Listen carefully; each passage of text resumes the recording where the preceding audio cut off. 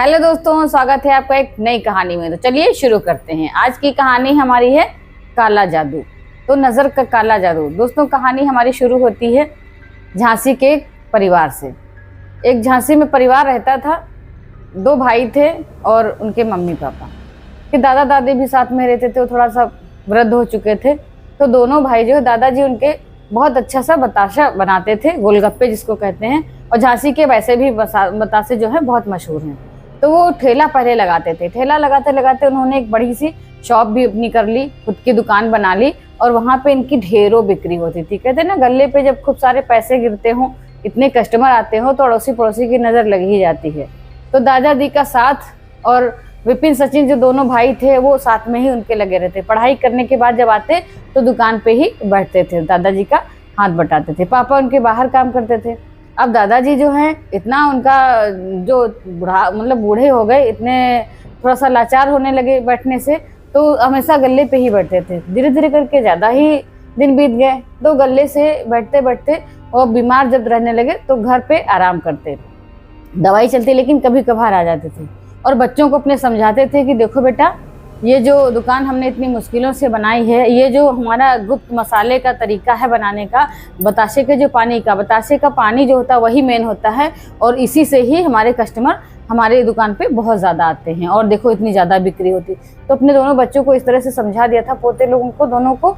तो उनके पोते बड़े ध्यान से अपने दादाजी की बात सुनते, कहते ठीक है दादाजी, हम ध्यान रखेंगे, किसी को रेसिपी बिल्कुल हम बताएंगे नहीं, सीक्रेट रहेगी। तो दादाजी कहते ठीक है बेटा, अगर सीक्रेट रखोगे तभी तुम्हारी दुकान की बिक्री हमेशा रहेगी। तो इस तरह से होते होते काफ़ी दिन बीत जाते हैं।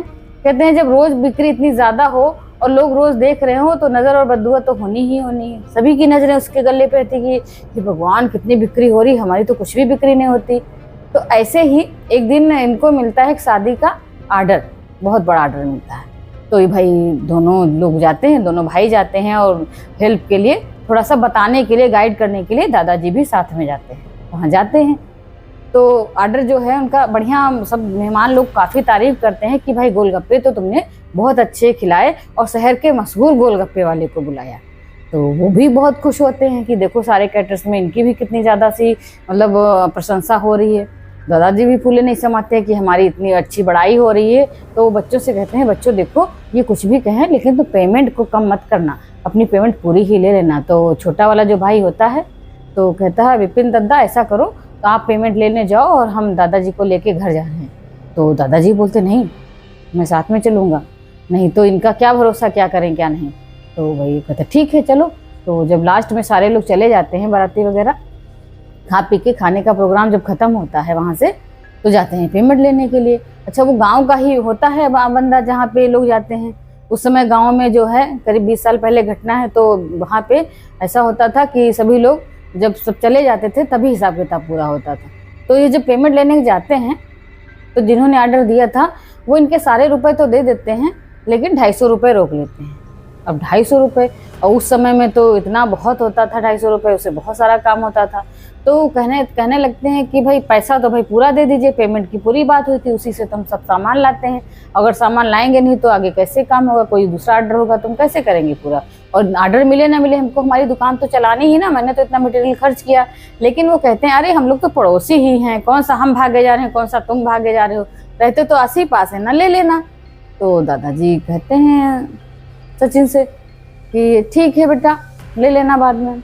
तो विपिन सचिन दोनों लोग अपने दादाजी के साथ घर आ जाते हैं। दूसरे दिन से दुकान खुलनी शुरू हो जाती है। लेकिन दादाजी का क्या, वो तो बुजुर्ग इंसान थे, और वो जिन्होंने ऑर्डर दिया था वो सब आपस में आसपास मिलते, लेकिन कभी बात नहीं। लेकिन उनके दादाजी को ये 250 रुपये की बात बहुत अच्छे से याद थी। एक दिन ऐसा होता है, गांव का माहौल था, सभी लोग बैठे आपस में, शाम का समय था और ठंडक थी, तो सब आग ताप रहे थे, अलाव जल रहा था बाहर ही। तो सभी लोग बैठे हुए थे। उधर ही से जो जिन्होंने उनके 250 रुपये रोके थे, जिन्होंने ऑर्डर दिया था, वो आ जाते हैं। वो भी बैठ के कुर्सी पे हाथ तापने लगते हैं। जब आग तापने लगते हैं तो ऐसे हाथ किया हुआ होता है। तो अब वो भी उधर से आ जाते हैं, वो भी बैठते हैं। जैसे उनको देखते हैं, उनको माइंड में क्लिक होता है कि मेरे 250 रुपये उनके पे हैं, और वो कह देते हैं, अरे भाई 250 रुपये वो हमारे हिसाब के बनते हैं, वो दे दीजिएगा आप। अब वो सुनते हैं तो बहुत तेज गुस्सा हो जाते हैं, लेकिन कह नहीं कुछ पाते हैं। अब इतने लोग बैठे हुए हैं, उसके सामने अगर सबके सामने भीड़ में किसी से अपने कर्ज की बात कर दी जाए तो तगादा जब कोई कर देता है तो उसकी कितनी बेइज्जती होती है, लेकिन वो बंदा खून का घुट पी के रह जाता, कहता अरे फिर भी हंस के वो बोलता है अरे क्या भाई 250 रुपए की बात करते हो आप इतने बुजुर्ग हो चुके, आपके 250 रुपए लेके कहाँ जाएंगे। अरे कहने मेरी कोई बात नहीं, बच्चे ठेला वो से लेकर के दुकान तक पहुंचा दिया उनको, मटेरियल हमारा दुकान जानते हैं आप कितनी फेमस है, अगर जरा सा भी दिक्कत हुई तो फिर आगे बढ़ने में बड़ी दिक्कत हो जाएगी बच्चों को। कहने बच्चों को क्या दिक्कत है, आपने इतना सब बना के रखा तो है। खैर वो बात आई गई हो जाती और दादाजी भी उस बात को वहीं कर कह देते हैं वो कि चलो ठीक है बाद में ले लेंगे, और वो बात वहीं पे आई गई हो जाती। ऐसे 2-4 दिन जब हो जाते हैं तो फिर वो क्या कहते हैं, दूसरे के माध्यम से उनको दादाजी को वो अपने घर बुलवाते हैं। तो दादाजी अमित को उसको लेकर के जाते हैं, अमित से कहते हैं बेटा इनको बच्चों से कह दो कि हमारे साथ चलें।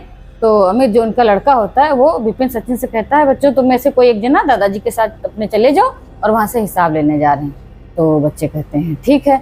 तो बड़ा जो होता है बेटा विपिन वो साथ में चला जाता है, साथ में अपने दादाजी को लेकर के वहाँ जाता है और बैठता है जाकर के उनके अंदर, दरवाजा खटखटाता है, घर अंदर जाता है, वो बिठाते हैं बड़े प्यार से। और वहीं पे उनका जो घर पे कोई भी है घर का सदस्य वो मिठाई प्लेट में लेकर के आता है और उनसे कहता है बेटा लो मिठाई खा लो, और दादाजी से भी कहता आप भी खा लीजिए, और 2 पानी के गिलास लेके आता बैठा के खिलाते पिलाते हैं। वो बहुत मना करते हैं लेकिन वो मिठाई फिर खिलाते हैं जबरदस्ती कि अरे ये मैं फलानी जगह से मंगाया हूँ, बहुत अच्छी मिठाई, चख के बताओ कैसी है। तो मिठाई दादाजी कहते हैं भाई मुझे तो शुगर है मैं तो खाऊंगा नहीं अभी। तो उसने कहा कि फिर अभी कौन खाएगा, तो उससे कहते हैं बेटा अच्छा तुम खा लो। अब जो है विपिन खा लेता है मिठाई, विपिन मिठाई खा लेता है। तो विपिन से पूछते हैं क्यों विपिन मिठाई कैसी बनी है, तो दादाजी से बताता है वो कि अच्छी बनी है। तो दादाजी उनको बताते हैं कि मिठाई तो बहुत अच्छी है, कहाँ से मंगाई, तो बताते हैं कि फेमस जगह, जैसे आप मिठाई की जगह पे बताशे फेमस बनाते हो वैसे वो मिठाई फेमस बनाते हैं। इस तरह से बात आई गई हो जाती और वहाँ मिठाई की बात खत्म कर देते हैं। फिर वो मिठाई खाने के बाद जो है विपिन एकदम से उसका दिमाग चकराने सा लगता है, बोलता है दादाजी पैसे की क्या बात है यहाँ। वो पैसे की बात दोनों लोग बिल्कुल ही भूल जाते हैं, वो मिठाई चखते ही हैं सिर्फ दादाजी, और विपिन तो खा लेता है लेकिन दादाजी का भी माइंड वो हो गया और अमित वो जो था उसका भी। विपिन और दोनों लोग ही कहने लगते हैं कि पैसे की बात की कोई बात ही नहीं है, चलो कभी भी ले लेंगे। वहाँ से वो पैसे की बात एकदम भूल जाते हैं और थोड़ी बहुत बातचीत करके वापस चले आते हैं। अब दोस्तों यहीं से शुरू होता है तांडव। घर दोनों आ जाते हैं, दादाजी तो ठीक है नॉर्मल है, लेकिन विपिन जो है बहुत बीमार पड़ जाता है, उसको बहुत तेज का फीवर आता है और बहुत तेज का बीमार, तो उसको जो है उल्टियाँ होनी शुरू हो जाती, उसको खून की उल्टी होने लगती है 1-2 दिन के बाद। बुखार तो था ही था, अब सोचते हैं पता नहीं इसको क्या, वैद्य जी को बुलाया जाता क्योंकि पहले डॉक्टर तो इतने ज़्यादा जल्दी मिल नहीं पाते थे गाँव में। वैद्य जी इलाज करते हैं लेकिन उनको कुछ समझ में नहीं आता, इतनी उल्टी पे उल्टी होती जा रही है, बहुत ज़्यादा जब परेशानी होती है तब अब जो है उसकी मम्मी विपिन की बहुत परेशान होती कि मेरे बच्चे को क्या हो गया। अब वो जो है ले करके उसको बाहर शहर में आते हैं अस्पताल में। तो अस्पताल में जब ले करके आते हैं उनके और रिश्तेदार 1-2 लोग आ जाते हैं कि भाई क्या हो गया लड़के को, इतना अच्छा खासा दुकान चला रहा था, बैठता था वहाँ पे, अब वो क्या करें, परेशान है। तो वहाँ पे उल्टी के साथ साथ जैसे वहाँ पे हॉस्पिटल में पहुँचाते हैं, भर्ती करते हैं 8-10 दिन के बाद, तो देखते कि हाँ एकदम से इतना कमजोर पड़ता जा रहा है, जैसे बहुत एजड लगने लग रहा है उसका, एकदम हाथ पैर एकदम पतले पतले से हुए जा रहे, पैर एकदम से पतले हुए जा रहे हैं, हाथ भी पतले हुए जा रहे हैं, एकदम से वो बिल्कुल जीड़ शीड़ सा दिखने लगता है और बहुत तेज कराहता, उसको उल्टी पे उल्टी होती चली जा रही। अभी क्या हो रहा है कि उसके साथ जब इतना सब हो रहा है वो बहुत कस के चीख रहा, पैर में एकदम से उसके जैसे लगता है कि घाव सा हो गया, खून रिस रहा है, बहुत तेज से खून रिस रहा है। तब तो उसकी मम्मी जो आती हैं, मम्मी जो है उसकी दादी से कहती हैं कि अम्मा देखो कितना हमारा बच्चा परेशान हो रहा है, पता नहीं इसको क्या हुआ। तो जो उसकी दादी होती हैं वो बैठ करके आंगन में बाहर वहाँ से निकल करके अस्पताल में कहती है कुल देवता हमारे बच्चे को, हमारे पोते को ठीक कर दो, ये क्या बना रखा है, बहुत दिनों से परेशान है, अभी भी ठीक। तब वो अंदर से इतनी तेज चीखता है कि दादी दादी मम्मी अंदर आओ, देखो मेरा घाव जो है ठीक हो गया है। अब वो कहता है जब इस तरह से, तो दादी बहुत खुश हो जाती हैं, उसकी मम्मी भी खुश हो जाती है, अरे इतनी जल्दी चमत्कार हो गया, हमारे कुल देवता ने हमारी बात सुन ली, देखो हमारा बच्चा इतनी जल्दी देखो कह रहा। लेकिन ये क्या था, ये तो कहने का मतलब है कि आंधी या तूफान आने का पहले से जो शांति होती वो थी। अब घाव तो ठीक हो गया, उसकी पट्टी बांधी, थोड़ा सा नॉर्मल हो गया घाव, बांध दी पट्टी, खून बहना बंद हो गया, फिर दोनों दादी और मम्मी उसकी बाहर चली जाती हैं। जब बाहर चली जाती हैं, अब ये क्या, उसको फिर से एकदम से खून की उल्टी होती। तो डॉक्टर को जो बुलाया जाता, भागे भागे डॉक्टर आते हैं और उसको जो है फिर संभालते हैं। तब तक वो बेहोश हो जाता है, उसको ऐसे ही उड़ा देते हैं, इंजेक्शन दे देते, चले जाते हैं। लेकिन वो जब डॉक्टर चले जाते हैं तो फिर वो अपनी दादी के जैसे ही आती हैं, उसको सहलाने लगती। तो दादी से कहता, दादी मुझे बचा लो, देखो देखो मुझे कोई लेने आ रहा है। वो 4 लोग जो बैठे हुए हैं बाहर, वो मुझे लेने आए, 4 औरतें हैं, वो मुझे लेने आई हैं। और वो बहुत तेज से अपना सीना पकड़ के चिल्लाता है कि मुझे कोई यहाँ पे पिन चुभ हो रहा है। और फिर तेजी से चीख करके फिर वो चुपचाप शांत पड़ जाता है। उसके बाद फिर इधर पकड़ता, कहीं इधर पकड़ता, मेरे को कोई ऐसे लग रहा पिन चुभ हो रहा, बहुत तेजी से वो चीखता है। अब दादी उसकी बहुत परेशान, कभी इधर सहलाती, कभी इधर, मम्मी भी उसकी पैर सहला रही कहीं कुछ, लेकिन अब पैरों में वो बिल्कुल उसके जैसे लग रहा कि दम ही नहीं बची है, एकदम से पीला पड़ता चला जा रहा है। तो उसको एकदम सपने में एकदम बहुत तेज से दिखाई पड़ता है कुछ कि अब मैं बचूंगा नहीं, मम्मी मैं बचूंगा नहीं, चाहे जो भी कुछ हो जाए, मुझे बचा लो मम्मी, दादी मुझे बचा लो, बहुत रिक्वेस्ट करता है। कहता मैं रोज बुरे बुरे सपना देखता हूँ मम्मी, बहुत बुरे सपने आते हैं, बस सपने में यही कोई आता, मुझे कोई बहुत जोर की पिन चुभ रहा, मुझे बहुत दर्द दे रहा, अब मैं नहीं बचूंगा, मम्मी मुझे बचा लो। इस तरह से बहुत रोता है। ठीक उसके बाद वो लोग जब रेस्ट करने के लिए उसको कहते हैं, डॉक्टर छोड़ दो, तुम लोग थोड़ा इधर बैठो। फिर उसको थोड़ी सी उल्टी होती है, जब उल्टी होती है तो बहुत तेज चीखता है, जब चीखता है तो उसे असहनीय दर्द होता। फिर डॉक्टर को बुलाया जाता, डॉक्टर कहते हैं कि आप लोग बाहर जाइए, मैं जरा इसको देख लूँ ढंग से। और वो जैसे ही वो लोग बाहर जाती हैं, डॉक्टर साहब खड़े हैं और एकदम से वो उठता है और डॉक्टर के एकदम बहुत जोर से काट लेता है। जब काट लेता है तो डॉक्टर बहुत बिलबिला जाते हैं, बिलबिला के एकदम से कहते हैं इस लड़के को यहाँ से ले जाओ, इसका मानसिक संतुलन ठीक नहीं, ये जो है पागल हो चुका है। जब ऐसी बात होती है सब घबरा जाते हैं, वाकई में देखने में तो सबको यही लग रहा था कि उसका मानसिक संतुलन जो है बिगड़ चुका है एकदम से। वो कभी भी हंसता, कभी अपने आप को नोचता, बिल्कुल जैसे जो घाव हो रहे उसको भी नोचना शुरू। उसने अपने पूरे बॉडी में इतने घाव बना लिए, जगह जगह से खून रिसने लगा, इतना वो आक्रामक हो जाता। जब ऐसा हुलिया देखा तो भाई अब क्या करें, तो वो जो है कहते हैं कि उसी ने खुद जो है कहा किसी को तांत्रिक या किसी उसको बुलाओ। वहीं पे डॉक्टर के यहाँ पे जो लोग, कुछ लोग थे ऐसे जो वहाँ हॉस्पिटल में बताने लगे, भाई कोई भी आपकी जानकारी में हो उसको बुलवाइए। तो ये बताते हैं कि अगर ये नहीं करोगे तो पता नहीं इसको क्या हो गया है, जब भी ठीक नहीं हो रहा है इसे। तो भाई रिश्तेदारी में उनके पता किया जाता है, एक तांत्रिक को बुलवाया जाता है। तांत्रिक आता है, इसको लेकर के वो घर चले जाते हैं, क्योंकि वहाँ से तो डॉक्टर ने निकाल ही दिया था, कहा कि अब हम नहीं कर सकते ट्रीटमेंट। लेकर के वो घर चले आते हैं। जब घर आते हैं तो तांत्रिक आता है और आते ही उसके बेड के पास जैसे ही पहुँचता है, लड़के के विपिन के पास, और चारों ओर एक चक्कर लगा करके सिरहाने खड़ा हो जाता है। बहुत बतासे बनाते हो, बतासे बेचोगे? अब इस तरह से जब कहते हैं तो वो एकदम से आंखें खोलता है, हाँ हाँ मैं बतासे बेचता हूँ, बतासे बनाता हूँ, और मेरी रेसिपी जो है बहुत सीक्रेट है, मैं बताऊंगा नहीं। अच्छा यही तो कहा था ना, अब बेचो बतासे। बहुत घमंड था ना तुम्हें अपने बतासों की रेसिपी पे, बहुत सीक्रेट पानी बनाते हो।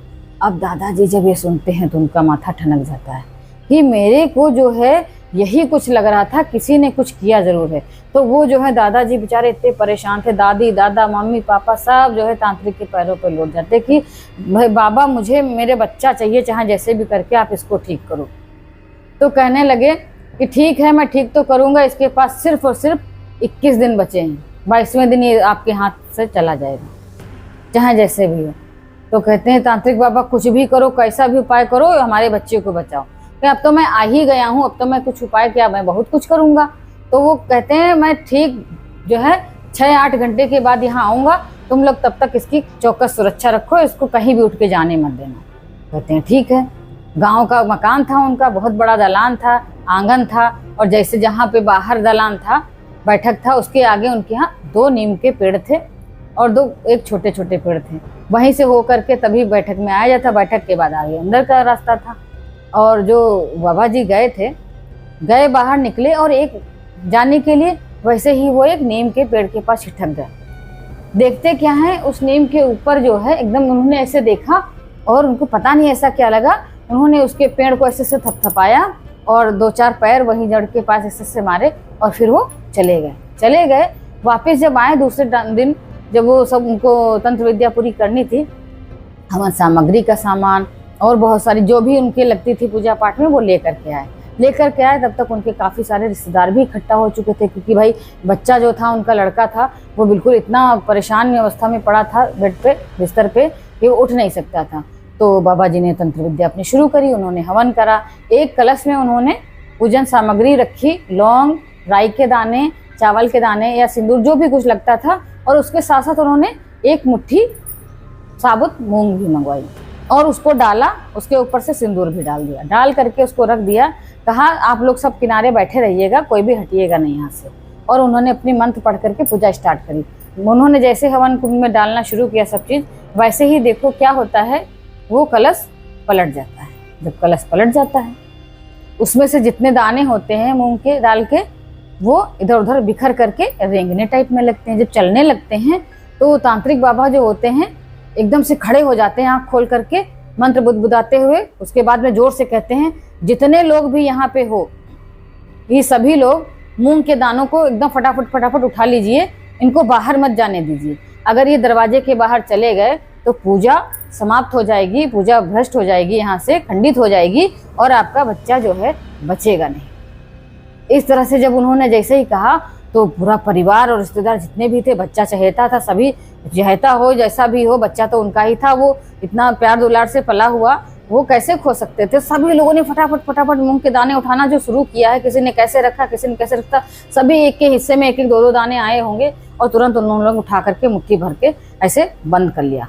मुट्ठी में दाना भर करके बंद कर लिया। किसी ने झोली में उठाया, किसी ने हाथ में उठाया, तो किसी ने अपने कपड़े में लपेट के गांठ बांध ली। कहने का मतलब सारे लोगों ने मूंग के दाने को समेट करके रख लिया और दरवाजे के अंदर ही रहे, कोई भी बंदा बाहर नहीं निकला। जब वो दाने जैसे समेट के उठा लेते हैं, वैसे ही जो तांत्रिक बाबा हैं वो कहते हैं कि विपिन उठो बेटा। विपिन ऐसे मुँह देखता है, बाबा जी मैं कैसे उठ पाऊंगा, मैं तो बहुत कमजोर हूँ, बाबा जी मैं कैसे उठ पाऊंगा। लेकिन फिर भी वो कहते हैं, विपिन उठना तो तुम्हें होगा ही बेटा, अगर उठोगे नहीं तो आज काम बनेगा नहीं। वो जोर लगा के उठता है, उसको सहारा देकर के कुछ उठाते हैं, कहते नहीं इसको अपने आप उठने दो। उठ करके जाता है और पीछे पीछे बाबा जी उसको सहारा देकर के खुद ले जाते हैं। लेकिन ये क्या, ये तो चलने लगा, चमत्कार हो गया। धीरे धीरे चलते चलते वो वहाँ पे पहुँचते हैं बाहर, दलान के बाहर जैसे आते हैं, खुले परिसर में बाहर, दरवाजे के बाहर, नीम के पेड़ के पास। अब बाबा जी वहाँ पे खड़े, कहते हैं एक खोदने की कुदाल ले आओ, बाकी सारे घर वाले घर के अंदर ही रहेंगे, सिर्फ ये विपिन ही मेरे साथ जाएगा। बाबा जी नीम के पेड़ के पास पहुँचते हैं और उससे कहते हैं, चलो विपिन इसको खोदो, इस वाले पेड़ की जड़ के पास तुम खोदो। अब वो कहता, बाबा जी मैं नहीं खोद पाऊंगा, मेरे तो हाथों में जोर है ही नहीं। और इधर सभी लोग मुट्ठी में अंदर कमरे में जहाँ पे वो था, बच्चा बीमार था, लेटा हुआ था, जहाँ हवन हो रहा था, वहाँ पे सब खड़े हुए हैं। बाहर कोई का नहीं सीन जान रहा कि क्या हो रहा है। बाबा जी उससे कह रहे नहीं खोदो, खोदना तो तुम्हें पड़ेगा ही। सभी लोग खिड़की से देख रहे हैं कि क्या हो रहा है बाहर, क्योंकि दरवाजे से बाहर जा नहीं सकते हैं। देख रहे हैं कि बाबा जी जबरदस्ती उससे खुदवा रहे हैं। 10 मिनट, 15 मिनट, 20 मिनट, आधा घंटा, धीरे धीरे उसको खोद देता है। वो खोदता है कुदाली से, जैसे ही 2-2.5 फीट का गड्ढा खुदता है वहां पे चारों तरफ, ये क्या, एक जो प्लास्टिक पॉलीथीन होती है, पहले के समय में कुछ जैसे साड़ियों वाड़ियों की पन्नी होती थी, उस टाइप की पन्नी थी, उससे लपेटी हुई, कस के धागे से बंधी हुई, अंदर एक निकलती है गुड़िया। ये बड़ी सी गुड़िया, वो भी पन्नी में लिपटी हुई धागे से। तो बाबा जी जो है उसके हाथ से गुड़िया ले लेते हैं, खोल देते हैं, फिर देखते क्या है, उसमें पिन लगी हुई है, आलपिन, पूरी की पूरी 21 आलपिन। 21 आलपिन जब निकलती है तो वो जो होता है विपिन बड़ी हैरत से देख रहा है, एक सीने में इधर लगी, एक सीने में इधर लगी, एक दिल के पास लगी, किधर लगी। वो उसको जहां जहां पे दर्द होता था वहां वहां पे पिन लगी थी। अब इतना देख करके तांत्रिक बाबा जो बोलते हैं, ये तो काला जादू है, तुम्हें पूरी मारने की कोशिश की गई थी ताकि तुम्हारी दुकान बंद हो, तुम्हारा जितना फेमस हो चुके हो वो सब चीजें तुम्हारी यहीं के यहीं डंप हो जाए, इसलिए ये सब किया गया है। तो उन्होंने उस गुड़िया को लिया, कहा कि तुम्हारा दर्द तो बेटा तभी कम होगा जब तुम इन कीलों को निकालोगे, और कीले जैसे जैसे निकालोगे वैसे वैसे तुम्हें असहनीय दर्द होगा और तुम्हें आज सहना पड़ेगा। आज तुम अगर ये सह लेते हो तो तुम फटाफट ठीक हो जाओगे। तब वो कहता है कि ठीक है बाबा जी, मैं करूंगा, कोशिश करूंगा। और जैसे वो एक पिन निकालता है वैसे गिर के तड़पने लगता है, फिर उठता है, फिर दूसरी पिन निकालता है। इस तरह से ये प्रक्रिया कम से कम 5-7 मिनट तक चलती है और वो मतलब इतनी अपनी इच्छा शक्ति मजबूत करता है विपिन, सारी पिनें निकाल देता है। जब निकाल देता है तो बाबा जी अपने मंत्र से एक जो साथ में सामान लिए होते उसमें से चाकू निकालते हैं और उस गुड़िया के 2 भाग कर देते हैं। 2 भाग करके आते हुए दौड़ते हुए उसी हवन कुंड में उस गुड़िया को जला देते हैं और उसके साथ जो पन्नी और जो धागा जो भी कुछ था सब उसी हवन कुंड में जला देते हैं। और जब वो सब चीजें जल जाती हैं उसके बाद जो वहां तड़प रहा होता है पड़ा विपिन, वो धीरे धीरे शांत हो जाता है। शांत हो जाता है, फिर बेहोश हो जाता है। बेहोश होने के बाद जब वो उठता है धीरे से, थोड़ा सा उसमें एनर्जी आती है, फिर वो बाबा जी लेकर के उसको वापस आते हैं। बिस्तर बदला जाता है, उसको वहीं पे लिटाया जाता है। उसको ठीक होने में कम से कम 5 से 7 महीने लग जाते हैं। जब 5-7 महीने लग जाते हैं, इस बीच में सभी लोग घर वाले पूछते हैं बाबा जी ये बताइए आखिर किसने किया था, कैसे हुआ था। तो बाबा जी कहने लगे कि मैं क्या बताऊं, बच्चे के दादाजी को शायद पता हो।